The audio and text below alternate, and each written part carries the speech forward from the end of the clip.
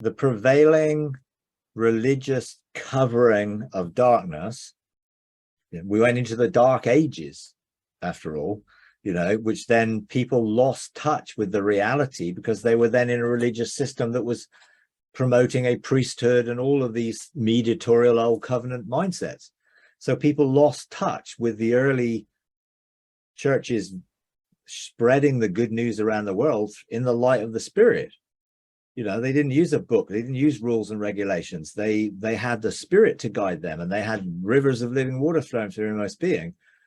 As the religious system took control and brought us into the dark ages, then people lost touch to the hearing God's voice and operating on that every day. Now, of course, we don't know how many mystics, because what is the term as a mystic? We probably only hear of high-level mystics who write books or who have history written about them.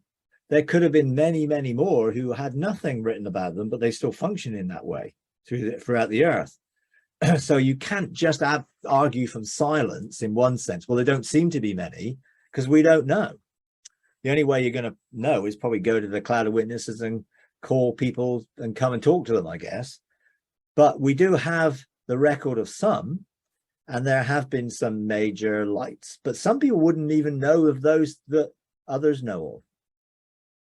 It's like, how do you know? Well, there are mystics who are sharing some of the very similar things that we're sharing today that operated in Elizabethan times. Jane Lead Ward was one of them, and I'd never heard of her until a couple of years ago. But then I found she wrote this book and several books about things which I resonated with very clearly from what's going on today. So how many were in history? I don't know. We only hear the ones that wrote something that's recorded generally, or that there are some references to testimonies of the amazing things that they might have done.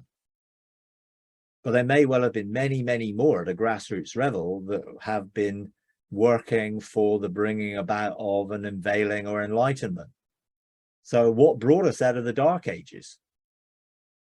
Well, you could talk about the Renaissance or the Protestant Reformation but that's really sort of just promoted a different form of religion. Who were the people who were actually totally non-conformists and not really operating in accordance to any religious system? Well, you're probably not going to hear about them too much because, no one really wanted them because they all wanted people to support their system, But I do think there are more, and I think there are many more today than we think. And there will be many more coming, because as God reveals himself, people will come into that intimacy, because we're really talking about those who have intimacy with God and can hear his voice directly. That's the basic thing I would call a mystic, is someone who hears God directly, not through any mediator. Well, there's loads of people like that. We just need to help them find their full inheritance and their full identity, that they'll begin to function in their sonship. But God's awakening many to listen to him and hear him. And some of them are not stuck in the religious institutions. They're outside of it. And they're being awakened to the voice of God. So, again, I'm not in any way discouraged by the fact that we only sort of know about a few mystics in writings, because that, how many mystics today, if you include, let's say, the mystic movement of, I don't know how many, tens of thousands, maybe if more than that, possibly, how many of them have written books?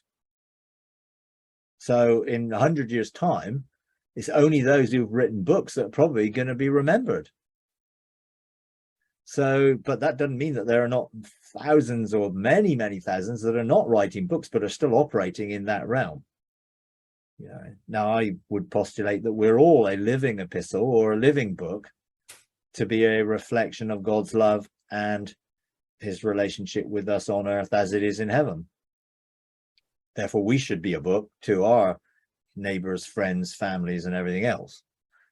Even if no one else knows about us, no one else knows the light or the love or the truth, we should be an expression of that, of being the light of the world from a intimacy perspective, the light of love, not just knowledge or information.